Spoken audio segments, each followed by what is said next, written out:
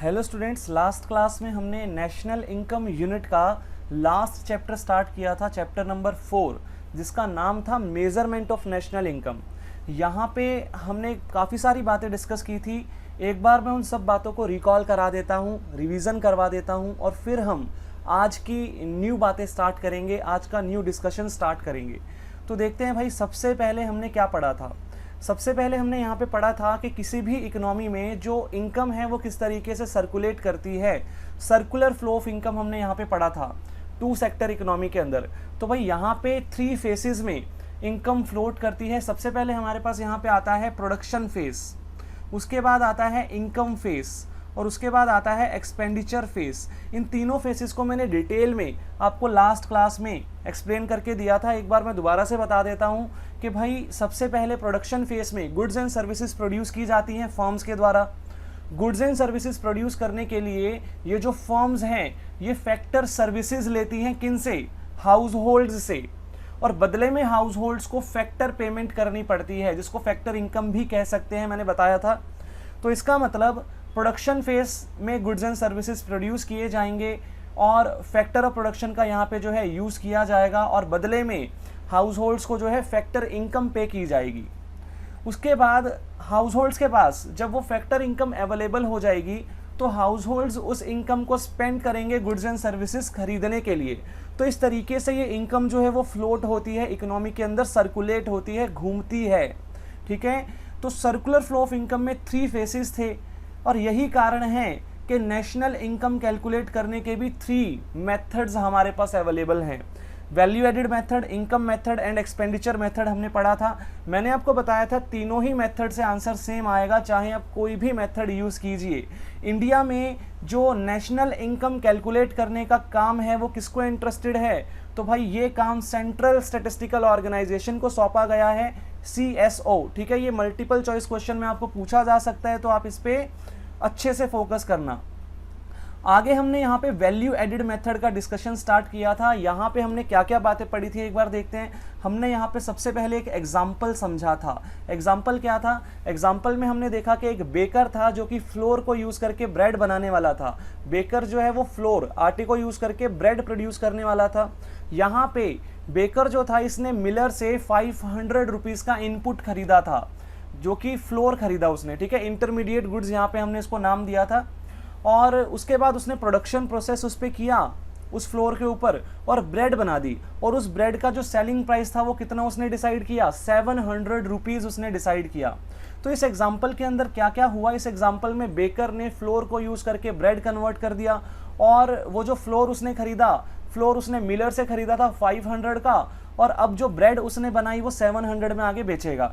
तो यहाँ पे हमने काफ़ी सारी टर्म्स समझी थी। सबसे पहले हमने समझा इंटरमीडिएट कंजम्पशन क्या होता है। तो इंटरमीडिएट कंजम्पशन का मतलब इनपुट की वैल्यू। इनपुट माने इंटरमीडिएट गुड्स, इंटरमीडिएट गुड्स माने वो गुड्स जो फर्दर प्रोडक्शन में यूज़ किए जाते हैं। जैसे कि यहाँ पे फ्लोर था, आटा था, आटा जो है वो फर्दर प्रोडक्शन में यूज़ किया गया, ब्रेड की प्रोडक्शन में यूज़ किया गया। ठीक है, तो इसीलिए आटा यहाँ पे इंटरमीडिएट गुड्स या फिर इनपुट मैं कह सकता हूँ कि था। और इनपुट की जो वैल्यू होगी, इंटरमीडिएट गुड्स की जो वैल्यू होगी, इस एग्जाम्पल में 500 रुपीज़ थी। इसको हम क्या नाम देंगे? इसको हम बोलेंगे वैल्यू ऑफ इंटरमीडिएट कंजम्पशन। ठीक है, तो वैल्यू ऑफ इंटरमीडिएट कंजम्पशन का मतलब इनपुट जो हमने खरीदा वो कितने में खरीदा, तो वो हमारा वैल्यू ऑफ इंटरमीडिएट कंजम्पशन यहाँ पे होगा। उसके बाद हमने समझा वैल्यू ऑफ आउटपुट क्या होता है।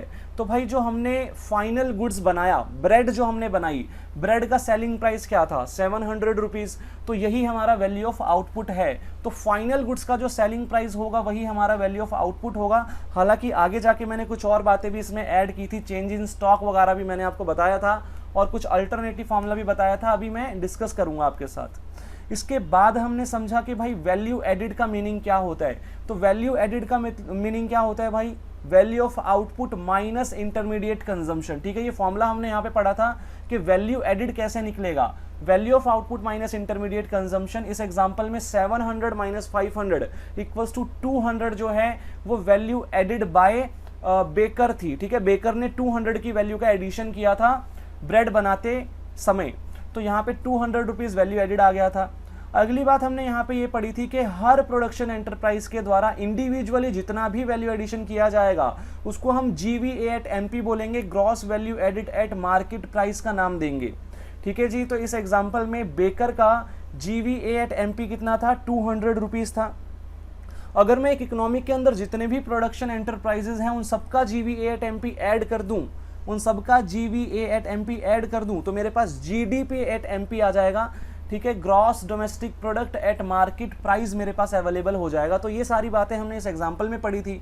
उसके बाद ऊपर से हमने कुछ चीज़ें यहाँ पे रीड आउट की थी। हमने यहाँ पे पढ़ा कि every individual enterprise adds certain value to the products.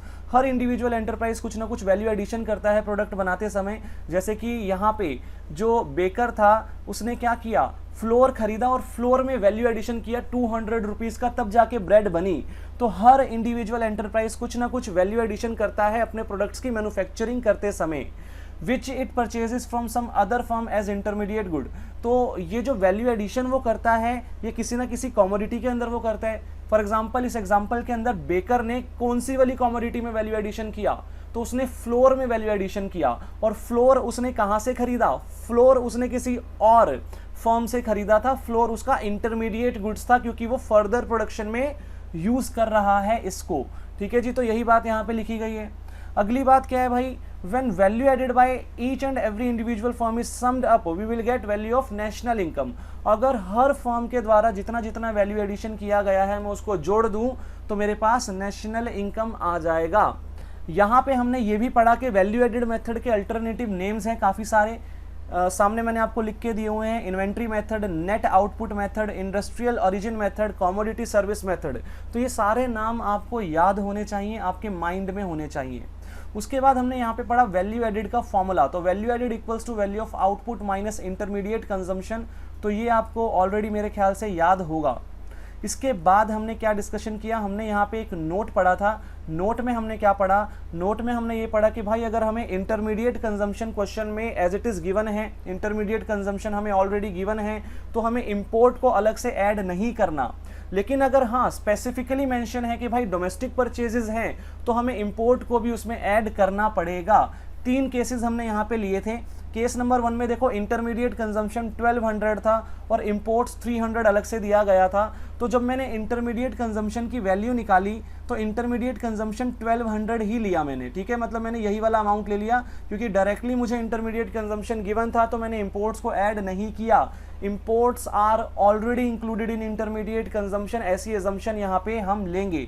अगली बात केस 2 में हम देखते हैं भाई केस 2 में हमने क्या पढ़ा। केस 2 में हमें purchase of raw material from domestic firm given था यहाँ पे।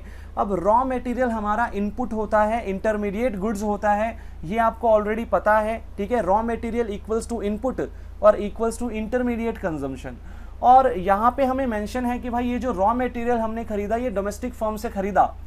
भाई स्पेसिफिकली मेंशन है कि डोमेस्टिक फर्म से खरीदा तो इंपोर्ट को अलग से ऐड करना पड़ेगा। तो इसीलिए मैंने यहाँ पे जो इंटरमीडिएट कंजम्पशन की वैल्यू निकाली वो कैसे निकाली, 500 प्लस 100 इक्वल्स टू 600। यहाँ पे हमारे पास इंटरमीडिएट कंजम्पशन की वैल्यू निकल करके आई, हमने अलग से ऐड किया इंपोर्ट्स को। केस नंबर 3 में हमने देखा हमें यहाँ पे मेंशन था purchase of raw material, specifically mention नहीं था कि डोमेस्टिक फर्म से खरीदा या कहाँ से खरीदा। तो ये एज्यूम करेंगे कि इसमें इंटरनेशनल वाला भी इंक्लूडेड होगा, मतलब इसमें इंपोर्ट भी इंक्लूडेड होंगे। ठीक है, तो डोमेस्टिक प्लस इंपोर्ट्स ऑलरेडी इसके अंदर इंक्लूडेड है, मतलब यही हमारा इंटरमीडिएट कंजम्पशन की वैल्यू है। तो मतलब जब तक स्पेसिफिकली मेंशन नहीं होगा कि भाई डोमेस्टिक है तब तक हम उसको क्या मानेंगे कि उसके अंदर इंपोर्ट्स भी ऑलरेडी इंक्लूडेड है, ये मान के चलेंगे। ठीक है, तो इस तरीके से हमने ये चीज़ यहाँ पे समझी। उसके बाद हम आगे आए, हमने यहाँ पे वैल्यू ऑफ आउटपुट के बारे में कुछ डिस्कशन किया।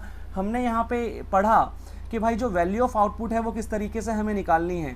अगर सारा का सारा आउटपुट जो है वो अकाउंटिंग ईयर में बिक चुका है तो उस केस में value of output equals to sales होगा। लेकिन अगर सारा का सारा आउटपुट नहीं बिका, not sold in the same accounting year, तो उस केस में हम क्या करेंगे, उस केस में value of output equals to sales plus change in stock, ये फॉर्मूला हम अप्लाई करेंगे। चेंज इन स्टॉक का मतलब closing stock minus opening stock. हमने यहाँ पे एक अल्टरनेटिव फॉर्मूला भी लिखा था वैल्यू ऑफ आउटपुट निकालने के लिए, quantity into price plus change in stock. तो इस फॉर्मूले को भी हमें ध्यान में रखना है, प्रैक्टिकल क्वेश्चंस में मैं यूज़ करके बताऊंगा आपको। इसके बाद हमने एक्सपोर्ट से रिलेटेड यहाँ पे एक बात पढ़ी कि भाई अगर हमें क्वेश्चन में सेल्स गिवन है और हमें स्पेसिफिकली नहीं बोला गया कि वो डोमेस्टिक सेल्स है, तो हम ये मान के चलेंगे कि भाई एक्सपोर्ट्स जो हैं वो ऑलरेडी उसके अंदर जो है इंक्लूडेड है, मतलब हमें सेपरेटली एक्सपोर्ट को उसमें इंक्लूड नहीं करना। ठीक है, देखो एग्जांपल यहाँ पे हमने लिया था केस 1, हमें सेल्स गिवन था 2000 और हमें एक्सपोर्ट्स गिवन था 400, तो वैल्यू ऑफ आउटपुट कितना आया यहाँ पे, वैल्यू ऑफ आउटपुट आया 2000। हमने एक्सपोर्ट्स को अलग से ऐड नहीं किया क्योंकि यहाँ पे स्पेसिफिकली मेंशन नहीं था कि जो सेल्स हैं वो डोमेस्टिक सेल्स हैं। अगर स्पेसिफिकली मेंशन होता कि सेल्स डोमेस्टिक हैं तो हम एक्सपोर्ट्स को भी अलग से ऐड करते, मतलब हमें टोटल सेल्स लेनी है, एक्सपोर्ट वाली सेल्स भी लेनी है जो हमने निर्यात किया दूसरे देशों में, और जो डोमेस्टिक सेल्स है उसको भी लेना है, हमें टोटल लेना होता है दोनों का। तो अगर सेल्स यहाँ पे हमें स्पेसिफिकली डोमेस्टिक मेंशन नहीं होगा तो हम उसको ये मान के चलेंगे कि भाई इसमें एक्सपोर्ट्स भी इंक्लूडेड है ऑलरेडी। तो केस 1 में हमने यही एज्यूम किया कि सेल्स के अंदर एक्सपोर्ट्स ऑलरेडी इंक्लूडेड है। लेकिन केस 2 में क्या था, यहाँ पे स्पेसिफिकली मेंशन था कि जो सेल्स हैं वो डोमेस्टिक सेल्स हैं, तो भाई एक्सपोर्ट्स को भी जोड़ना पड़ेगा वैल्यू ऑफ आउटपुट निकालने के लिए। तो यहाँ पे वैल्यू ऑफ आउटपुट कितना आया, 700 प्लस 200 900 रुपीज़ आ गया। तो ये बात हमने यहाँ पे पढ़ी। इसके बाद हमने यहाँ पे पढ़ा कि भाई एक इकोनॉमी के अंदर जो इंडस्ट्रियल क्लासिफिकेशन है वो किस तरीके का होता है। यहाँ पे प्राइमरी सेक्टर, सेकेंडरी सेक्टर और टर्शियरी सेक्टर, 3 प्रकार के सेक्टर पाए जाते हैं। प्राइमरी सेक्टर वो सेक्टर होता है जो कि नेचुरल रिसोर्सेज पे डिपेंडेंट होता है, नेचुरल रिसोर्सेज का यूज़ किया जाता है यहाँ पे। सेकेंडरी सेक्टर ऐसा सेक्टर होता है जो कि मैन्युफैक्चरिंग एक्टिविटी कैरी ऑन करता है। ये प्राइमरी सेक्टर से रॉ मटेरियल लेता है और उसको किसी दूसरे गुड्स में कन्वर्ट करता है, उस पर मैन्युफैक्चरिंग प्रोसेस कैरी आउट करता है। और टर्शरी सेक्टर में सर्विस सेक्टर्स इंक्लूड होंगे, ट्रांसपोर्टेशन, एजुकेशन, फाइनेंस एक्सेट्रा। ठीक है, जितने भी सर्विस सेक्टर हैं वो सारे टर्शरी सेक्टर में यहाँ पे हमारे पास आते हैं। इसके बाद हमने यहाँ पे वैल्यू एडेड मेथड में नेशनल इनकम निकालने के स्टेप्स पढ़े थे। तो क्या क्या स्टेप्स थे एक बार देख लेते हैं भाई। यहाँ पे हमने पढ़ा कि भाई सबसे पहले प्राइमरी सेक्टर, सेकेंडरी सेक्टर और टर्शरी सेक्टर का जो GVA एट MP होगा, gross value added at market price, मतलब जो भी वैल्यू एडिशन होगा इनका वो सारा हम ऐड करेंगे। अब GVA एट MP जब हम ऐड कर देंगे सारे के सारे प्रोडक्शन एंटरप्राइजेस का, तो हमारे पास क्या आ जाएगा, तो भाई हमारे पास GDP एट MP आ जाएगा। अब GDP एट MP मेरे पास निकल गया, मुझे क्या निकालना था, NNP at FC, national income. तो इसके लिए मुझे ग्रॉस से नेट पे जाने के लिए डेप्रिसिएशन लेस करना पड़ा और MP से FC पे जाने के लिए हमने NIT लेस किया। तो ये दोनों आइटम्स लेस करने के बाद हमारे पास NDP एट FC आ गया, डोमेस्टिक इनकम आ गया हमारे पास। डोमेस्टिक इनकम में NFIA ऐड करेंगे तो क्या आएगा, नेशनल इनकम आएगा। ये बात हमने ऑलरेडी लास्ट चैप्टर में पढ़ी हुई है ये सारी बातें।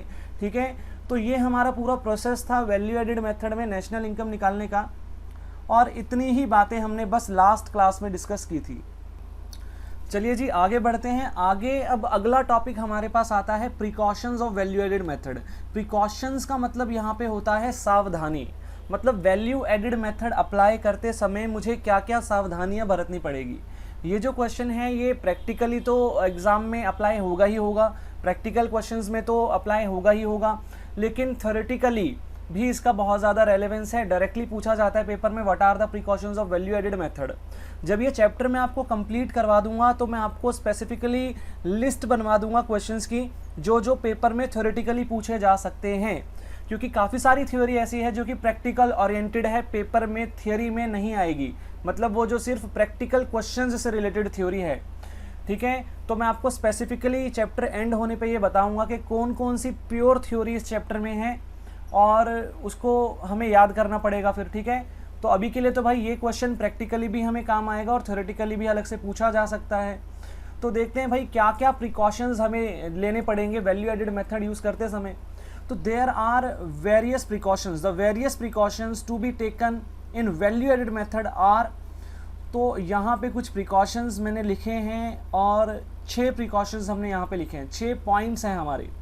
तो 6 सावधानियाँ हमें बरतनी पड़ेंगी वैल्यू एडेड मेथड अप्लाई करते समय। तो देखते हैं भाई एक एक करके। सबसे पहले intermediate goods are not to be included in national income. तो सबसे पहली सावधानी हमें ये बरतनी है कि भाई जो इंटरमीडिएट गुड्स की वैल्यू है उसे हमें नेशनल इनकम निकालते समय ऐड नहीं करना। भाई ये बात मैंने आपको लास्ट चैप्टर में भी समझाई थी। मैंने आपको वहाँ पे भी बताया था कि भाई इंटरमीडिएट गुड्स की वैल्यू जो है नेशनल इनकम में इंक्लूड नहीं की जाती, फाइनल गुड्स की वैल्यू को सिर्फ इंक्लूड किया जाता है नेशनल इनकम निकालने के लिए। तो intermediate goods are not to be included in the national income since such goods are already included in the value of final goods, क्योंकि भाई इंटरमीडिएट गुड्स की वैल्यू ऑलरेडी फाइनल गुड्स में included होती है। जैसे कि हमने आज एक एग्जांपल लिया, बेकर ने फ्लोर से ब्रेड बनाया, फ्लोर उसने कितने का खरीदा 500 का, ब्रेड उसने जो बनाया वो कितने का बेचेगा 700 का। अब मुझे एक बात बताओ, जो फाइनल गुड्स था ब्रेड, वो मार्केट में कितने का बिकेगा 700 का। क्या उस 700 में फ्लोर की वैल्यू भी इंक्लूडेड है कि नहीं है 500? फ्लोर की वैल्यू भी इंक्लूडेड है ना, क्योंकि 200 वैल्यू एडेड था। तो 500 फ्लोर की वैल्यू थी, 200 वैल्यू एडेड था, और जो हमारा फाइनल गुड्स था ब्रेड, उसकी वैल्यू इस तरीके से 700 हमारे पास आई थी। तो इसका मतलब फाइनल गुड्स की वैल्यू में इंटरमीडिएट गुड्स की वैल्यू ऑलरेडी इंक्लूडेड होती है। हमें नेशनल इनकम निकालते समय इंटरमीडिएट गुड्स की वैल्यू को इंक्लूड नहीं करना होता। आगे देखते हैं, if they are included again it will lead to double counting. अगर भाई मैं दोबारा से ऐड कर दूंगा इंटरमीडिएट गुड्स की वैल्यू को, तो इससे डबल काउंटिंग का खतरा बढ़ जाएगा। मतलब जो मेरी नेशनल इनकम निकलेगी वो एक्यूरेट नहीं निकलेगी, वो गलत निकलेगी। मैं एक ही गुड्स की वैल्यू को दो बार वहाँ पे काउंट कर लूँगा, ठीक है, गलती हो जाएगी। तो सबसे पहली चीज़ हमें ये ध्यान में रखनी है कि भाई नेशनल इनकम कैलकुलेट करते समय वैल्यू एडेड मेथड के थ्रू हमें इंटरमीडिएट गुड्स की वैल्यू को इंक्लूड नहीं करना, क्योंकि इंटरमीडिएट गुड्स की वैल्यू ऑलरेडी इंक्लूडेड होती है फाइनल गुड्स की वैल्यू में। अगर मैं इंटरमीडिएट गुड्स की वैल्यू को अलग से दोबारा से मैं ऐड कर दूंगा तो डबल काउंटिंग यहाँ पे जो है हो जाएगी, जो कि गलत चीज़ होगी। अगला यहाँ पे पॉइंट हमारे पास आता है, sale and purchase of second hand goods is not included. भाई सेकेंड हैंड गुड्स की जो सेल परचेज है उसको इंक्लूड नहीं करना। क्यों नहीं करना? क्योंकि भाई ये जो सेकेंड हैंड गुड्स हैं, जब ये ओरिजिनली प्रोड्यूस हुए होंगे, जब ये फर्स्ट टाइम इनकी सेल हुई होगी, तब ही हमने इनको इंक्लूड कर दिया होगा। अब दोबारा सेल करते टाइम इनको दोबारा से इंक्लूड नहीं करेंगे हम, ठीक है, क्योंकि ये सेम गुड्स हैं, ऑलरेडी इंक्लूड हो चुके हैं एक बार, दोबारा इंक्लूड नहीं होंगे। तो भाई ये भी बात आपको ध्यान में रखनी है कि सेकंड हैंड गुड्स की सेल परचेज हमें इंक्लूड नहीं करनी। आगे रीजन दिया है, as they were included in the year in which they were produced, क्योंकि जिस साल वो प्रोड्यूस हुए थे उस साल में वो ऑलरेडी इंक्लूड हो गए होंगे। फर्स्ट टाइम जब उनकी सेल हुई थी तब वो ऑलरेडी इंक्लूड हो गए होंगे, इसलिए सेकंड हैंड गुड्स की सेल परचेज को हम नेशनल इनकम में इंक्लूड नहीं करेंगे। आगे देखते हैं यहाँ पे क्या लिखा है, and they do not add to current flow of goods and services. भाई वो जो करंट फ्लो है गुड्स एंड सर्विसेज का उसमें जो है ऐड नहीं किए जा सकते वो। लेकिन यहाँ पे आगे बोल्ड अक्षरों में मैंने कुछ इंपॉर्टेंट बात लिखी है, इसको भी पढ़ते हैं। हाउ एवर, हालांकि, एनी कमीशन और ब्रोकरेज ऑन सेल और purchase of such goods will be included. भाई इन गुड्स की सेल परचेज पे अगर कोई कमीशन या ब्रोकरेज पे की गई है तो उसको इंक्लूड किया जाएगा नेशनल इनकम में, क्योंकि भाई ये एक अलग से सर्विस है। सेल और परचेज करवाने के बदले में कमीशन चार्ज करना, ब्रोकरेज चार्ज करना, ये एक अलग से सर्विस है, ये एक न्यूली सर्विस है, इसीलिए इसको नेशनल इनकम में ऐड किया जाएगा, ठीक है। तो पूरी बात एक बार देख लो। हाउएवर एनी कमीशन और ब्रोकरेज ऑन सेल और purchase of such goods will be included in the national income as it is a productive service, क्योंकि ये एक प्रोडक्टिव सर्विस है, ये एक न्यू सर्विस है। तो भाई सेकेंड हैंड गुड्स की सेल परचेज से रिलेटेड आपको ये बात ध्यान में रखनी है कि सेकेंड हैंड गुड्स की सेल परचेज को नेशनल इनकम में इंक्लूड नहीं किया जाएगा। लेकिन हाँ, अगर सेकेंड हैंड गुड्स की सेल परचेज पे कमीशन या ब्रोकरेज पे की गई है तो उसको नेशनल इनकम में ज़रूर इंक्लूड किया जाएगा। तो ये बात आपको माइंड में रखनी है। अगली बात देखते हैं जी, पॉइंट नंबर 3। पॉइंट नंबर 3 क्या है? Production of services for self consumption, मतलब domestic services are not to be included. तो मतलब डोमेस्टिक सर्विसेज को इंक्लूड नहीं करना। अब भाई बात ये आती है कि डोमेस्टिक सर्विस क्या है, तो भाई देखो यहाँ पे एग्जाम्पल दिया गया है, domestic services like services of housewife. एक हाउसवाइफ जो अपने घर में सर्विस देती है, क्या हाउसवाइफ उसके लिए कुछ चार्ज करती है क्या अपने घर वालों से? तो नहीं भाई, ऐसा नहीं होता, ठीक है। हाउसवाइफ अगर घर में खाना बनाती है, घर की सफाई करती है, तो उसके बदले में कुछ चार्ज नहीं किया जाता। तो हाउसवाइफ की जो सर्विसेज हैं उसको हम नेशनल इनकम में इंक्लूड नहीं करेंगे, ठीक है, हाउसवाइफ की सर्विसेज को नेशनल इनकम में इंक्लूड नहीं करेंगे। एक और एग्जांपल यहाँ पे है किचन गार्डनिंग। किचन गार्डनिंग का मतलब क्या होता है, घर के बाहर ही ना जो बरामदा होता है वहाँ पे गार्डनिंग करना, ठीक है, घर के बाहर ही बरामदे में गार्डनिंग करना, उसको बोलते हैं किचन गार्डनिंग, ठीक है। तो किचन गार्डनिंग भी जो है एक व्यक्ति खुद के लिए करता है, ठीक है, अपने लिए ही सब्जियां उगाता है, ठीक है। किचन गार्डनिंग में ना फ्लावर्स की गार्डनिंग नहीं होती, वहाँ पे कंज्यूमेबल आइटम्स की गार्डनिंग होती है, मतलब वहाँ पे ना वेजिटेबल्स फ्रूट्स की गार्डनिंग होती है, ठीक है। तो किचन गार्डनिंग का मतलब फ्रूट्स और वेजिटेबल्स की गार्डनिंग करना अपने घर में ही, ठीक है, अपने घर के बाहर जो बरामदा है उसके अंदर ही, ठीक है। तो ये जो चीज़ें की जाती हैं लोगों के द्वारा, अपने आप को खुद को जो सर्विस दी जाती है, सेल्फ कंजम्पशन के लिए जो सर्विस दी जाती है लोगों के द्वारा, इसको हमें नेशनल इनकम में इंक्लूड नहीं करना। तो domestic service like service of a housewife, kitchen gardening etc. are not to be included in the national income since it is difficult to measure their market value, क्योंकि भाई इनकी market value को measure करना बहुत ज़्यादा difficult है। अगर एक हाउसवाइफ अपने घर में सर्विस दे रही है तो उसकी क्या वैल्यू होगी, क्या मैं ये मेज़र कर सकता हूँ, क्या नहीं कर सकता, ठीक है। तो बहुत ज़्यादा मुश्किल काम है, इसकी वैल्यूएशन नहीं की जा सकती, इसीलिए इसको नेशनल इनकम में भी इंक्लूड नहीं किया जाएगा। तो डोमेस्टिक सर्विसेज को नेशनल इनकम में इंक्लूड नहीं किया जाएगा।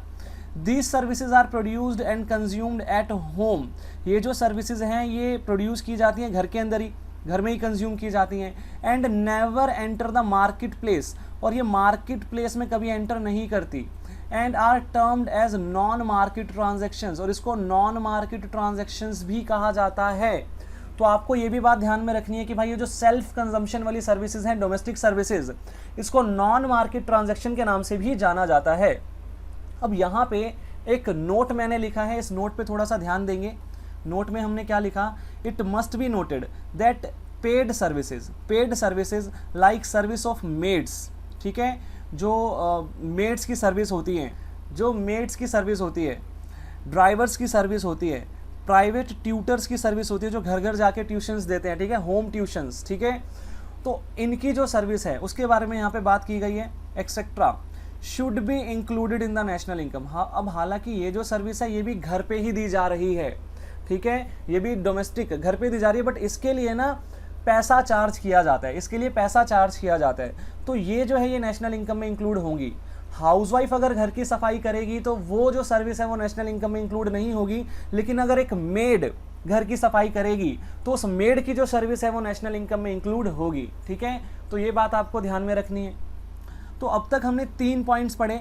सबसे पहले इंटरमीडिएट गुड्स को हमें नेशनल इनकम में इंक्लूड नहीं करना, इंटरमीडिएट गुड्स की वैल्यू को। अगर हम सेकेंड हैंड गुड्स की सेल परचेज करेंगे तो उसको भी हमें जो है नेशनल इनकम में इंक्लूड नहीं करना, लेकिन हाँ जो कमीशन और ब्रोकरेज पे की जाएगी सेकेंड हैंड गुड्स की सेल परचेज पे, उसको हम नेशनल इनकम में ज़रूर इंक्लूड करेंगे। जो डोमेस्टिक सर्विसेज होंगी जैसे हाउसवाइफ की सर्विस या फिर किचन गार्डनिंग एक्सेट्रा, उसको हम नेशनल इनकम में इंक्लूड नहीं कर सकते क्योंकि उसकी वैल्यू मेज़र करना बहुत ज़्यादा डिफिकल्ट है। ऐसी जो सर्विसेज है उनको नॉन मार्केटेबल सर्विसेज कहा जाता है, नॉन मार्केट ट्रांजैक्शन कहा जाता है। लेकिन अगर इस तरह की सर्विसेज पेड होंगी, मतलब हम किसी आउटसाइडर से ये वाली सर्विसेज लेंगे, फॉर एग्जांपल मेड अगर मैं जो है एम्प्लॉय कर लेता हूँ, ठीक है, घर की सफाई के लिए, या मैं ड्राइवर को रख लेता हूँ, या मैं प्राइवेट ट्यूटर को रख लेता हूँ, तो ये पेड सर्विसेज को नेशनल इनकम में ज़रूर इंक्लूड किया जाएगा। अगली बात देखते हैं भाई, production of goods for self consumption will be included. भाई अगर मैं खुद की कंजम्पशन के लिए गुड्स जो है प्रोड्यूस करता हूँ तो उसको नेशनल इनकम में इंक्लूड किया जाएगा। तो production of goods for self consumption will be included in the national income as they contribute to the current output, क्योंकि ये करंट आउटपुट में कॉन्ट्रीब्यूट करते हैं। Their value is to be estimated और imputed as they are not sold in the market. अब ये बात मैं आपको समझाता हूँ। अब यहाँ पे ना एक कन्फ्यूज़न आपको हो सकता है कि हमने अभी ऊपर पढ़ा था डोमेस्टिक सर्विसेज जो हैं, डोमेस्टिक सर्विसेज की वैल्यू को हम नेशनल इनकम में इंक्लूड नहीं करते। अब यहाँ पे जो हम पढ़ रहे हैं पॉइंट 4 में, यहाँ पे हम क्या पढ़ रहे हैं, production of goods for self consumption. तो भाई ये दोनों अलग अलग चीज़ें हैं। एक तो हमने पढ़ा पॉइंट नंबर 3 में डोमेस्टिक सर्विसेज, और अब हम पढ़ रहे हैं production of goods for self consumption. तो वहाँ पे भाई सेल्फ सर्विस थी, ठीक है, डोमेस्टिक सर्विस थी, और यहाँ पे प्रोडक्शन ऑफ गुड्स है सेल्फ कंजम्पशन के लिए। अब इन दोनों में डिफरेंस क्या है, तो एक बात समझना भाई, मैं अपने घर के बरामदे में किचन गार्डनिंग करता हूँ तो ये मेरी डोमेस्टिक सर्विस कहलाएगी।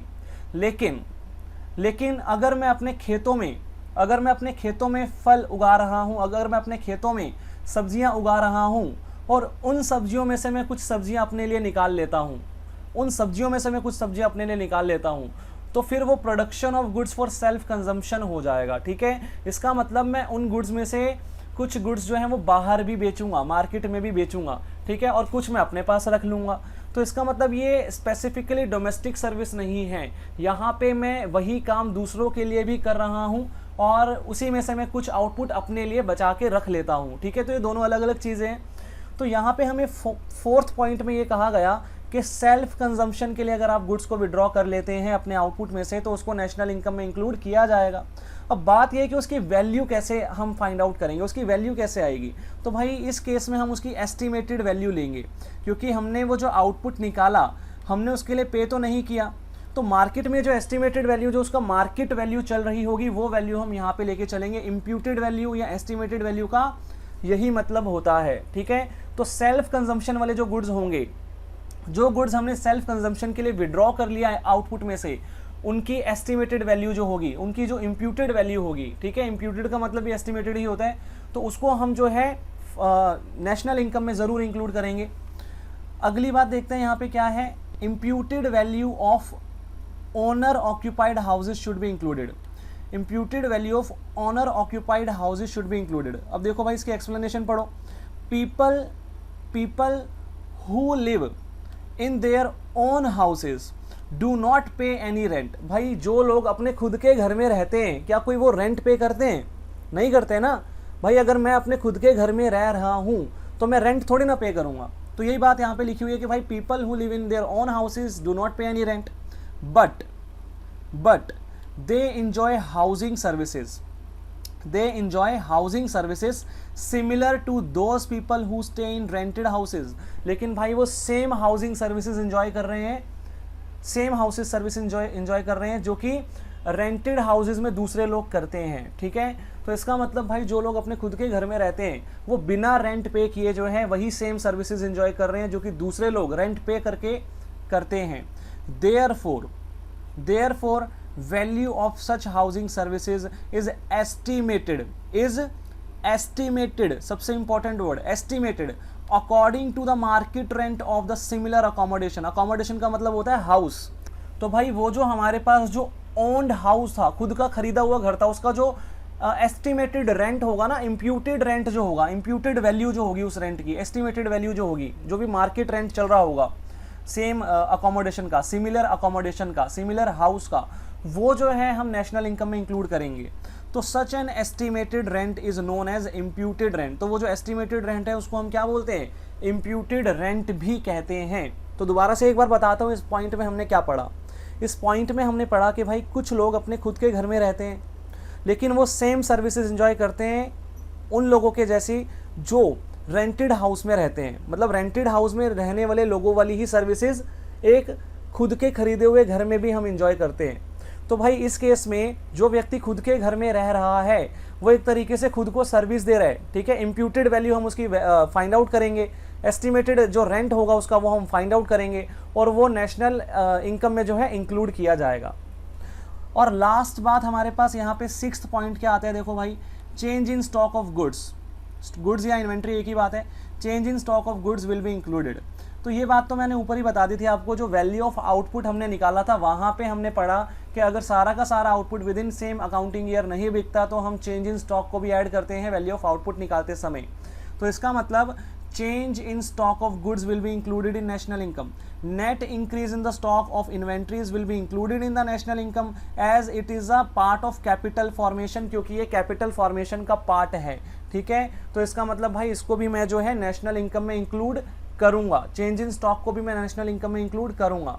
तो भाई ये हमारे कुछ प्रिकॉशंस थे जो कि हमें वैल्यू एडिड मेथड के थ्रू नेशनल इनकम कैलकुलेट करते समय बरतने चाहिए, सावधानियां बरतनी चाहिए। ठीक है, तो इनका आपको ध्यान रखना है। एक बार दोबारा देखो, पॉइंट नंबर 1, हमें इंटरमीडिएट गुड्स की वैल्यू को नेशनल इनकम में इंक्लूड नहीं करना। पॉइंट नंबर 2, हमें सेकंड हैंड गुड्स की वैल्यू को नेशनल इनकम में इंक्लूड नहीं करना। लेकिन अगर सेकंड हैंड गुड्स खरीदते या बेचते समय कमीशन या ब्रोकरेज पे की गई है तो उसको हम नेशनल इनकम में इंक्लूड करेंगे। पॉइंट नंबर 3, डोमेस्टिक सर्विसेज जो हैं उनकी वैल्यू को नेशनल इनकम में इंक्लूड नहीं करना, क्योंकि इस तरह की सर्विसेज की वैल्यू फाइंड आउट करना बहुत मुश्किल है। एक हाउसवाइफ जो अपने घर पे सर्विस देती है, किचन गार्डनिंग अगर कोई व्यक्ति अपने घर में कर रहा है, तो इस तरह की सर्विसेज की वैल्यू फाइंड आउट नहीं की जा सकती। लेकिन अगर पेड सर्विसेज है जैसे service of maids, drivers, private tutor etcetera, तो उसको मैं नेशनल इनकम में ज़रूर इंक्लूड करूँगा, पेड सर्विसेज को। अगली बात, यहाँ पे अगर मैंने गुड्स के अंदर से कुछ गुड्स विड्रॉ कर लिए सेल्फ कंजम्पशन के लिए, अपने फाइनल आउटपुट में से कुछ गुड्स मैंने सेल्फ कंजम्पशन के लिए विड्रॉ कर लिए, तो उसकी जो एस्टिमेटेड वैल्यू होगी, जो इम्प्यूटेड वैल्यू होगी, वो मैं नेशनल इनकम में ऐड करूँगा। अगली बात, 5th पॉइंट में हमने पढ़ा कि भाई जो ऑनर ऑन्ड हाउसेज होंगे, ऑनर ऑक्यूपाइड हाउसेज होंगे, उनकी जो एस्टिमेटेड रेंट की वैल्यू होगी, उनकी जो इम्प्यूटेड रेंट की वैल्यू होगी, वो भी मैं नेशनल इनकम में इंक्लूड करूँगा। और लास्ट में हमने पढ़ा कि चेंज इन स्टॉक जो होगा, उसकी वैल्यू भी हम जो है नेशनल इनकम में इंक्लूड करेंगे, क्योंकि ये कैपिटल फॉर्मेशन का पार्ट होता है। तो ये 6 पॉइंट्स आपको माइंड में रखने हैं, टिप्स पे होने चाहिए आपके, ठीक है। तो ये थी precautions while using value added method. अब देखो भाई आगे नेक्स्ट पेज पे आपको एक बॉक्स मिलेगा इस तरीके का, यहाँ पे कुछ बातें लिखी है हमने, इन बातों को हम पढ़ेंगे। प्रोडक्शन फॉर सेल्फ कंजम्पशन, ठीक है, एक टॉपिक है यहाँ पे प्रोडक्शन फॉर सेल्फ कंजम्पशन, ठीक है। हमने ऊपर जो भी प्रिकॉशंस पढ़ी थी वहाँ पे भी हमने सेल्फ कंजम्पशन से रिलेटेड 2 पॉइंट्स पढ़े थे, तो उन्हीं के रिलेशन में यहाँ पे कुछ क्लैरिफिकेशन है, एक बार पढ़ते हैं। फर्स्ट पॉइंट देखो, goods produced for self consumption are included in national income. Goods produced, first point देखो, goods produced for self consumption are included in national income. भाई जो सेल्फ कंजम्पशन के लिए गुड्स प्रोड्यूस किए जाते हैं वो नेशनल इनकम में इंक्लूड किए जाएंगे। All the final goods produced within the country are not necessarily sold in the market. भाई जितने भी गुड्स इकोनॉमी में प्रोड्यूस किए जाते हैं ज़रूरी नहीं है कि वो सारे के सारे बेचे ही जाते हों। A part of them is kept by the producer for his own use. भाई जो प्रोड्यूसर है वो अपने खुद के यूज़ के लिए भी उसमें से कुछ बचा के रख सकता है, ठीक है, खुद के यूज़ के लिए, खुद की कंजम्पशन के लिए। For example, farmer keep a major part of their produce for self consumption. Imputed value of such goods is included in national income. तो भाई जो भी इम्प्यूटेड वैल्यू, एस्टिमेटेड वैल्यू होगी उस गुड्स की, वो हम नेशनल इनकम में जो है ऐड करेंगे। तो ये जस्ट एक क्लैरिफिकेशन है, हमने ऊपर ऑलरेडी ये बात पढ़ ली थी, ठीक है, जस्ट एक क्लैरिफिकेशन। अगली बात यहाँ पे देखो, services produced for self consumption are not included in national income. लेकिन जो सर्विसेज होंगी सेल्फ कंजम्पशन के लिए वो नेशनल इनकम में इंक्लूड नहीं की जाएंगी। गुड्स तो किए जाएंगे लेकिन सर्विस नहीं की जाएगी। तो ऊपर जो 2 पॉइंट्स दिए गए थे ना सेल्फ कंजम्पशन से रिलेटेड, उनके लिए यहाँ पे एक क्लैरिफिकेशन लिखी गई है कि भाई ये जो सर्विसेज वाली हमने बात पढ़ी थी, जो हाउसवाइफ अपने घर पे सर्विस देती है, ठीक है, ये इंक्लूड नहीं की जाएगी। या फिर जो किचन गार्डनिंग वाली सर्विस थी, जो भी हम डोमेस्टिक सर्विसेज की जो हम बात करते हैं, वो सर्विसेज नेशनल इनकम में इंक्लूड नहीं की जाएंगी, ठीक है। तो services like housewife working in their own house, doctor treating his own child, doctor अगर अपने खुद के बच्चे का इलाज करता है, teacher teaching his own child will not be included in national income. तो भाई इस तरह की चीज़ें जो है वो नेशनल इनकम में इंक्लूड नहीं की जाएंगी, as it is difficult to ascertain their market value, क्योंकि इनकी मार्केट वैल्यू पता करना बहुत मुश्किल है। And such services are not rendered for the purpose of earning income. और ये जो सर्विसेज हैं ये इनकम अर्न करने के पर्पज से नहीं की जाती, ठीक है जी, इनकम अर्न करने के पर्पज से नहीं की। अब अगली बात यहाँ पे क्या आती है, अगली बात आती है यहाँ पे problem of double counting in value added method. अभी हमने ऊपर भी पढ़ा था डबल काउंटिंग की प्रॉब्लम कब अराइज होगी, जब इंटरमीडिएट गुड्स की वैल्यू जो है वो नेशनल इनकम निकालते समय हम ऐड कर देंगे, तो डबल काउंटिंग की प्रॉब्लम आएगी। तो एक बार पढ़ के देखते हैं। In measuring national income the value of only final goods and services are to be included. भाई नेशनल इनकम निकालते समय सिर्फ फाइनल गुड्स की जो वैल्यू होगी, फाइनल गुड्स एंड सर्विसेज की जो वैल्यू होगी वो हमें इंक्लूड करनी है। However the problem of double counting arises when the value of intermediate goods is also included along with the value of final goods. तो यहाँ पे डबल काउंटिंग की प्रॉब्लम कब अराइज होगी, जब हम फाइनल गुड्स की वैल्यू तो हमने इंक्लूड की ही की, हमने इंटरमीडिएट गुड्स की भी वैल्यू साथ में इंक्लूड कर दी, तो उस केस में डबल काउंटिंग की प्रॉब्लम अराइज हो जाएगी, क्योंकि भाई फाइनल गुड्स के अंदर इंटरमीडिएट गुड्स की वैल्यू तो ऑलरेडी जुड़ी होती है ना, तो मुझे अलग से ऐड नहीं करना चाहिए इंटरमीडिएट गुड्स की वैल्यू को। Double counting refers to the counting of an output more than once while passing through various stages of production. ठीक है, तो जब एक प्रोडक्ट वेरियस स्टेजेस से पास करता है प्रोडक्शन में, तो उसको एक से ज़्यादा बार काउंट जब हम कर लेंगे तो वो डबल काउंटिंग कहलाएगा। इसको हम अच्छे से समझेंगे, नीचे एक एग्जाम्पल दिया गया है, यहाँ पे ये डायग्राम जो दिया गया है इसकी मदद से। ठीक है, तो यहाँ पे आ जाते हैं। अब यहाँ पे आप देखना, एक फार्मर था, इस फार्मर ने क्या किया, इस फार्मर ने वीट बेचा, farmer sells wheat, farmer sells wheat 4 rupees 500 to miller. Farmer ने मिलर को वीट बेचा 500 रुपये का। अब मिलर ने क्या किया, मिलर ने इससे फ्लोर बना दिया, आटा बना दिया इस वीट से, और 700 रुपये का ये आटा इसने बेचा बेकर को। ठीक है जी, तो फार्मर ने वीट बेचा, गेहूं बेचा 500 रुपये का मिलर को, मिलर ने इस गेहूं से आटा बना दिया और 700 रुपये में बेचा बेकर को। बेकर ने क्या किया, बेकर ने इस आटे से ब्रेड बना दी, तो baker sells bread 4 rupees 1000 to consumer, तो बेकर ने ब्रेड बना के कंज्यूमर को बेची। तो इस तरीके से यहाँ पे मल्टीपल स्टेजेस ऑफ प्रोडक्शन दिए गए हैं। ब्रेड बनाने के लिए अलग अलग स्टेजेस हुए, सबसे पहले वीट उगाया गया, फिर वीट से आटा बनाया गया, आटे से ब्रेड बनाई गई। ठीक है, तो अलग अलग स्टेजेस ऑफ प्रोडक्शन की यहाँ पे बात की गई है। अब यहाँ पे एक बात देखना, आउटपुट, सबसे पहले आउटपुट, फार्मर का आउटपुट क्या था, वीट था। फार्मर के लिए जो फाइनल गुड्स था वो क्या था, वीट था ना। फार्मर के लिए आउटपुट मतलब फाइनल गुड। मिलर के लिए फाइनल गुड क्या था, मिलर के लिए फाइनल गुड था फ्लोर, और बेकर के लिए फाइनल गुड क्या था, ब्रेड था। ठीक है, ये बात आपको समझ में आती है। अब वैल्यू ऑफ आउटपुट कितनी थी, वैल्यू ऑफ आउटपुट कितनी थी, तो भाई फार्मर ने जो वीट था वो कितने में बेचा, 500। तो सेलिंग प्राइस ही होता है ना वैल्यू ऑफ आउटपुट। अगर सारा का सारा output with in accounting year बिक गया हो, तो हम क्या करते हैं, जो सेलिंग प्राइस है, जो सेल्स है, उसी को वैल्यू ऑफ आउटपुट मान लेते हैं। तो भाई वीट का जो सेलिंग प्राइस था वो 500 था, तो वैल्यू ऑफ आउटपुट कितना आ गया, 500 आ गया। उसके बाद यहाँ पे आगे देखो, आगे मिलर ने फ्लोर बनाया और फ्लोर बेचा कितने में, 700 में, तो ये इसके लिए वैल्यू ऑफ आउटपुट आ गया। और बेकर ने ब्रेड कितने में बेची, 1000 रुपीज़ में, तो ये इसके लिए वैल्यू ऑफ आउटपुट आ गया। तो ये तीनों का अलग अलग वैल्यू ऑफ आउटपुट हमने यहाँ पे लिखा।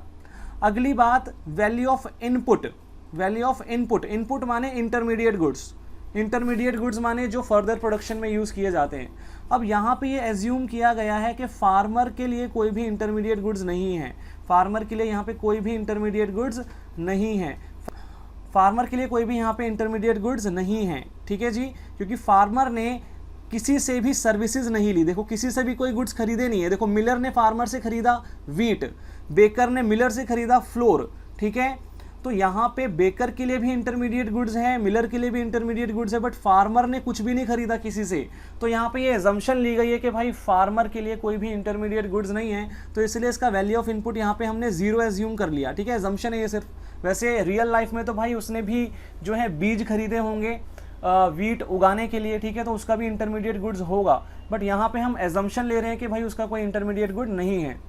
अगली बात, मिलर के लिए इंटरमीडिएट गुड क्या था, मिलर ने जब फ्लोर बनाया तो उसने क्या यूज़ किया, उसने वीट यूज़ किया, तो उसके लिए इंटरमीडिएट गुड्स था वीट, जिसकी वैल्यू थी 500 रुपीज़। और बेकर के लिए इंटरमीडिएट गुड क्या था, फ्लोर था, आटा था, जो कि उसने मिलर से खरीदा 700 रुपीज़ में, तो ये इंटरमीडिएट गुड की वैल्यू थी। अब यहाँ पे हमारे पास वैल्यू एडिड कितना कितना आ गया, वैल्यू एडिड कितना कितना आ गया, तो देखो फार्मर ने वैल्यू एडिशन कितना किया, 500 का। मिलर ने वैल्यू एडिशन कितना किया, भाई मिलर ने इंटरमीडिएट गुड खरीदा 500 रुपये में, 500 रुपीज़ में, और उसके ऊपर उसने क्या किया, 200 का वैल्यू एडिशन कर दिया, और 700 में उसने जो है आटा बेचा बेकर को, तो 200 का वैल्यू एडिशन हुआ यहाँ पे। और बेकर ने ब्रेड बनाई और 1000 में बेची, तो उसके लिए इंटरमीडिएट गुड 700 था, 1000 में उसका आउटपुट बिकेगा, तो इसका मतलब उसका वैल्यू एडिशन कितना हुआ, 300 हुआ। ठीक है, 300 हुआ। तो यहाँ पे हमने एक एग्जाम्पल लिया। अब यहाँ पे एक चीज़ आप देखना, यहाँ पे एक चीज़ देखना, सिर्फ इतनी बात हम समझते हैं। यहाँ पे एक काम करते हैं, मैं सिर्फ इतनी बात, ठीक है, मतलब आप ये जो वैल्यू एडिड है ना, इसको भूल जाओ, ये वैल्यू एडिड को आप दिमाग से निकाल दो, सिर्फ यहाँ तक की बात को आप माइंड में रखना, सिर्फ यहाँ तक की बात को। ठीक है। और यहाँ तक की बात हम समझते हैं। सबसे पहले यहाँ पे आप नोटिस करना कि मैं नेशनल इनकम कैसे निकालूंगा, नेशनल इनकम कैसे निकालूंगा। तो देखो भाई, यहाँ पे मैं यहाँ पे ये बोल सकता हूँ कि भाई फार्मर के लिए जो फाइनल गुड्स था वो क्या था, वीट था। मिलर के लिए फाइनल गुड्स क्या था, फ्लोर था। बेकर के लिए फाइनल गुड्स क्या था, ब्रेड था। मतलब इन तीनों के लिए इनका अलग अलग रिस्पेक्टिव फाइनल गुड्स था ना। फार्मर तो यही बोलेगा वीट मेरा फाइनल गुड है, मिलर बोलेगा फ्लोर मेरा फाइनल गुड है, और बेकर बोलेगा भाई ब्रेड मेरा फाइनल गुड है। और हमने पढ़ा कि भाई हमें नेशनल इनकम निकालने के लिए फाइनल गुड्स की वैल्यू को ऐड करना होता है।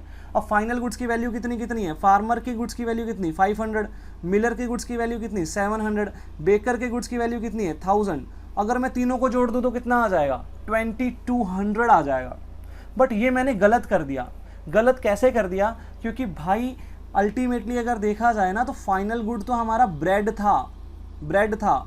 हम ये कह सकते हैं कि फार्मर के लिए उसका फाइनल गुड वीट है, मिलर के लिए उसका फाइनल गुड फ्लोर है, बेकर के लिए उसका फाइनल गुड ब्रेड है। बट अल्टीमेटली ब्रेड बनाने के लिए ही ये फ्लोर और वीट यूज़ हुआ। तो ये फ्लोर और वीट यहाँ पे इंटरमीडिएट गुड है, ये बात आपको ध्यान में रखनी है, ये फाइनल गुड्स नहीं है। तो 2200 जो मैंने नेशनल इनकम निकाला वो गलत है। नेशनल इनकम कैसे निकलेगा, नेशनल इनकम वैल्यू एडिड को ऐड करके निकलेगा। तो वैल्यू एडिड कितना कितना था, वैल्यू एडिड था 500, 200 और 300। तो मतलब अगर मैं इन तीनों को ऐड कर दूं तो कितना आएगा 1000 रुपीज़। तो ये मेरा जो है नेशनल इनकम निकल करके आएगा। यहाँ पे एक अल्टरनेटिव तरीका भी है नेशनल इनकम निकालने का। पहला तरीका तो मैंने आपको बताया, वैल्यू एडिड ऐड कर लो हर स्टेज पे, जितना वैल्यू एडिशन हो रहा है वो वैल्यू एडिड आप ऐड कर लो, आपके पास नेशनल इनकम आ जाएगा। दूसरा तरीका क्या है, दूसरा तरीका ये कि भाई जो सीधा सीधा फाइनल गुड्स की वैल्यू है ना 1000 रुपीज़, अब सीधा सीधा फाइनल गुड्स की वैल्यू देखो, वही आपका नेशनल इनकम आ जाएगा। तो मतलब आपके पास दो तरीके हैं यहाँ पे डबल काउंटिंग की प्रॉब्लम से बचने के। पहला तरीका, आप हर स्टेज पे जितना वैल्यू एडिशन है उसको ऐड कर दो, आपके पास नेशनल इनकम आ जाएगा। दूसरा तरीका, फाइनल गुड्स की वैल्यू सीधा सीधा उठा लो, 1000 रुपीज़ यहाँ पे ब्रेड की वैल्यू थी, तो ये आपके पास जो है नेशनल इनकम आ जाएगा। ठीक है, तो यही सारी बातें हमने यहाँ पे ऊपर लिखी हैं, एक बार रीड आउट कर लेते हैं। तो देखो, अ commodity passes through various stages of production. भाई ये कॉमोडिटी बहुत सारे स्टेजेस से पास करती है, प्रोडक्शन प्रोसेस से पास करती है। जैसे कि इस एग्जांपल में ब्रेड बनाने के लिए सबसे पहले वीट उगाया गया, वीट से जो है फ्लोर बनाया गया, ठीक है। तो इस तरीके से मतलब फिर फ्लोर से ब्रेड बनी, ठीक है। तो काफ़ी स्टेजेस में प्रोडक्शन हुई ब्रेड की। तो commodity passes through various stages of production before reaching it's final stage. अपनी फाइनल स्टेज पे पहुंचने से पहले वो काफ़ी सारी स्टेजेस से गुजर के आती है। When value of the commodity is taken at each stage, it is likely to include the cost of input more than once। लेकिन अगर मैं हर स्टेज पे जो वैल्यू ऑफ कमोडिटी उसको ऐड कर दूंगा तो इसका मतलब मैंने एक से ज़्यादा बार उसको ऐड कर दिया। This leads to double counting, this leads to double counting. जैसे हमारे एग्जाम्पल में मैंने आपको क्या बताया था, मैंने अपने एग्जाम्पल में आपको बोला था कि भाई फार्मर के लिए उसका फाइनल गुड्स क्या है वीट, मिलर के लिए फ्लोर, बेकर के लिए ब्रेड। तो अगर इन तीनों गुड्स की वैल्यू को मैं 500, 700, 1000 को ऐड कर दूँ तो 2200 आ जाएगा, जो कि मेरे पास डबल काउंटिंग का इफेक्ट आ जाएगा, गलत होगा। ठीक है, गलत होगा। तो वही बात यहाँ पे लिखी है। Let us understand this through the famous example of farmer, miller and baker। तो यही एग्जाम्पल यहाँ पे डिस्कस किया गया। तो देखो एक बार रीड आउट करते हैं। Farmer, suppose farmer produces 50 kg of wheat. फार्मर ने 50 किलो वीट उगाया and sell it for 500 to miller, ठीक है। और उसने जो है मिलर को बेच दिया 500 रुपये में। For farmer wheat of ₹500 is a final product. Farmer के लिए जो 500 रुपये का जो वीट उसने उगाया ये फाइनल प्रोडक्ट था। If intermediate cost of the farmer to be zero then the value added will be 500। तो अगर मैं फार्मर की इंटरमीडिएट कॉस्ट को ज़ीरो मान लूँ, मतलब मैं ऐसा मान लूँ कि फार्मर ने कोई भी इनपुट सर्विसेज नहीं ली, उसने कोई भी रॉ मटेरियल यूज़ नहीं किया, तो यहाँ पे उसका जो वैल्यू एडिड है वो कितना आ जाएगा, 500 आ जाएगा ना, 500 आ जाएगा। अगली बात आते हैं मिलर पे आते हैं। For Miller wheat is an intermediate good. Wheat क्या है, इंटरमीडिएट गुड है। वो उसने फार्मर से खरीद के लेके आया, वो तो वो उसके लिए इंटरमीडिएट गुड है। Miller converts wheat into flour. Miller जो है इस वीट को फ्लोर में कन्वर्ट करेगा and sell it for ₹700 to baker. और वो 700 रुपये में इसे बेकर को बेचेगा। Now flour of ₹700 is a final product for the miller. तो अब जो फ्लोर है, जो आटा है जो मिलर ने बनाया, वो उसके लिए फाइनल गुड्स है, 700 रुपये में वो बेचेगा इसको बेकर को। तो वैल्यू एडिड बाय मिलर कितना था, 700 माइनस 500 200, ठीक है। Value of output minus intermediate consumption हमने किया तो हमारे पास वैल्यू एडिड आ गया 200। आगे फिर बेकर के लिए यहाँ पे बोला गया for baker floor is an intermediate good, floor आटा जो था वो इंटरमीडिएट गुड है बेकर के लिए। Baker manufactures bread from the flour and sell the entire bread to the final customer for 1000 rupees.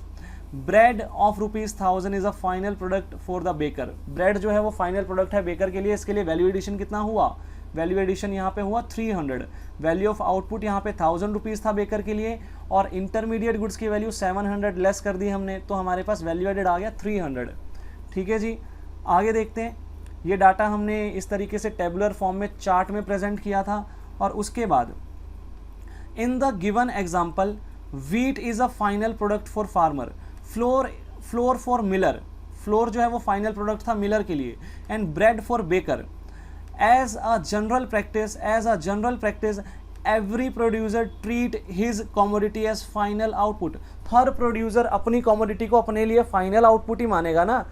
अब जो फार्मर था वो बोलेगा मेरे लिए तो व्हीट जो है वो फाइनल प्रोडक्ट है, मिलर बोलेगा मेरे लिए तो जो फ्लोर मैंने बनाया वो फाइनल प्रोडक्ट है, और बेकर बोलेगा मेरे लिए जो मैंने ब्रेड मैन्युफैक्चर की जो फाइनल प्रोडक्ट है।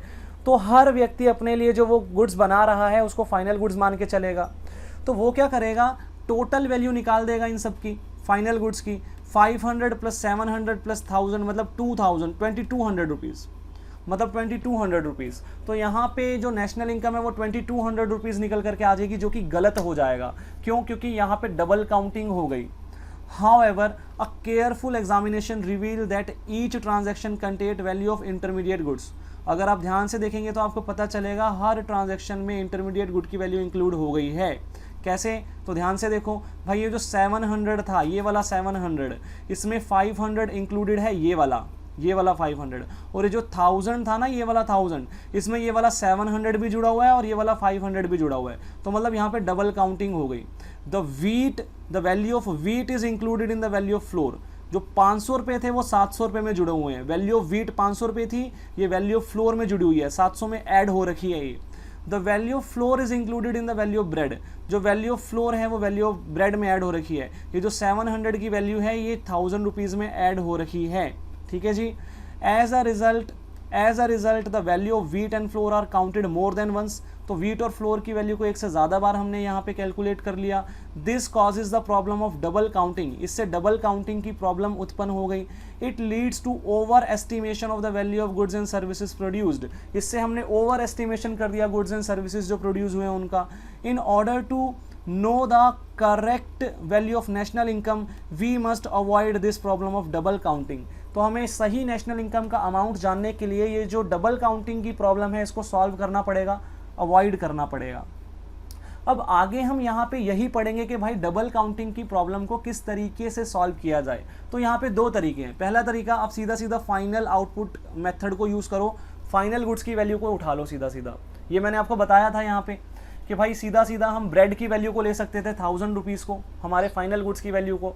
ठीक है, तो देखो according to this method value of only final goods should be added to determine the national income. In the given example, the value of bread of 1000 sold to the final consumer should be taken in the national income। ठीक है, तो सीधा सीधा final goods की value को यहाँ पे ले लिया और नेशनल इनकम निकल करके आ गया, कोई दिक्कत वाली बात नहीं है। दूसरा मेथड है यहाँ पे value added method. According to this method sum total of the value added by each producing unit should be taken in the national income. ठीक है, तो हर प्रोड्यूसर ने जितना जितना वैल्यू एडिशन किया उन सबको ऐड कर दो, सिर्फ वैल्यू एडिशन को ऐड कर दो तो हमारे पास नेशनल इनकम निकल के आएगा। जैसे फार्मर का वैल्यू एडिशन कितना था 500, क्योंकि उसकी कोई भी यहाँ पे इनपुट नहीं था, उसका कोई भी रॉ मटेरियल उसने कोई भी यहाँ पे नहीं खरीदा था, इंटरमीडिएट गुड्स उसने नहीं खरीदे थे, कोई भी ऐसे एजम्पशन थी हमारी। मिलर के लिए यहाँ पे जो है वैल्यू एडिशन कितना था 200। ठीक है, क्योंकि 700 में वो अपना आउटपुट बेचेगा और उसमें 500 उसका इंटरमीडिएट गुड्स की वैल्यू थी, जो है व्हीट की वैल्यू थी। और बेकर के लिए यहाँ पे वैल्यू एडिशन था 300, क्योंकि ये अपना आउटपुट 1000 में बेचेगा ब्रेड, और इसमें वैल्यू एडिशन कितना था 300, क्योंकि यहाँ पे इंटरमीडिएट गुड्स की वैल्यू कितनी थी 700। That is total of 1000 should be included in the national income. ठीक है, तो ये जो 1000 रुपीज़ हमारे पास निकल करके आया, 500 प्लस 200 प्लस 300, ये हमें नेशनल इनकम में जोड़ना चाहिए। तो ये दो तरीके हमारे पास है नेशनल इनकम कैलकुलेट करने के। फाइनल आउटपुट मेथड हमने एक तो देखा यहाँ पे कि सीधा सीधा फाइनल आउटपुट की वैल्यू ले लो, और दूसरा हमने देखा वैल्यू एडेड मेथड। ठीक है, अब आगे यहाँ पे एक बॉक्स आपको दिखेगा, यहाँ पे कुछ बात मैंने लिखी है, इसको पढ़ लेते हैं। तो ये बात कुछ ज़्यादा इंपॉर्टेंट नहीं है, सीधा सीधा इसको रीड करेंगे भाई। सम ऑफ वैल्यू एडेड जो है वो सम ऑफ फैक्टर इनकम के बराबर होता है। सम ऑफ वैल्यू एडेड किसके बराबर होता है? सम ऑफ फैक्टर इनकम के। मतलब जितना हमारा वैल्यू एडेड का टोटल आएगा ना, वैल्यू एडेड का जितना टोटल आएगा पूरी प्रोडक्शन चेन में, जितने भी वैल्यू एडिशंस होंगे उनका सबका टोटल कर लो, सम ऑफ वैल्यू एडेड आ जाएगा, उतना ही हमारा सम ऑफ फैक्टर इनकम होगा। फैक्टर इनकम का मतलब क्या होता है? फैक्टर इनकम का मतलब land, labour, capital and enterprise को जो हम पेमेंट करते हैं। ठीक है, लैंड, लेबर, कैपिटल और एंटरप्राइज को हम क्या क्या पे करते हैं? रेंट, ठीक है, rent, wages, interest etcetera, profit. ठीक है, रेंट, वेजेस, इंटरेस्ट, प्रॉफिट हम पे करते हैं। ठीक है, तो ये जो हमारा था फैक्टर इनकम्स, थ्योरेटिकली पेपर में नहीं आएगा, फिर भी थ्योरेटिकली पेपर में नहीं आएगा, फिर भी जो है पेपर में पूछा जा सकता है। तो इस बॉक्स को आप खुद से सेल्फ रीड करेंगे एक बार, कोई डाउट होगा तो मुझसे पूछेंगे। ठीक है, बाकी यहाँ पे जो बात है वो क्या है कि सम ऑफ वैल्यू एडेड किसके इक्वल होता है? Sum of value added sum of factor income के इक्वल होता है। बस इतनी सी बात यहाँ पे बोली गई है। ठीक है, बाकी कोई यहाँ पे दिक्कत वाली बात नहीं है। प्रैक्टिकली क्वेश्चंस में यूज़ होगा तब मैं आपको बता दूंगा। ठीक है, तो आज हम इतना ही करेंगे। हमने वैल्यू एडेड मेथड से रिलेटेड सारी की सारी थ्योरी पढ़ ली है। अब नेक्स्ट क्लास में मैं इससे रिलेटेड प्रैक्टिकल क्वेश्चंस आपको कराऊंगा। ठीक है, प्रैक्टिकल क्वेश्चंस हम करेंगे और उसके बाद हम इनकम मेथड स्टार्ट करेंगे।